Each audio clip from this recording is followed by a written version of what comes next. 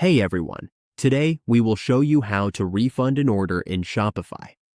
Whether a customer returns an item, cancels their purchase, or there is an issue with an order, Shopify makes it easy to process refunds directly from your dashboard. To refund a customer, we need to click on Orders on the left side of the dashboard. Completed orders will appear in the list of reviewed and completed orders. Since there is no live order available right now, we will show you how a completed order looks. Here, you can see the details of fulfilled orders.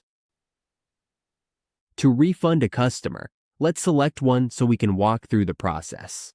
Once we click on a customer, their order and item details will appear. From here, we just need to click Refund at the top of the item section. After clicking that, a refund screen will appear like this. Here, we enter the reason for the refund, such as damage, or the customer not being happy with the item. We also need to enter the exact refund amount. And that's it. That's how we refund an order in Shopify. It's a simple process that helps us manage returns and keep our customers happy.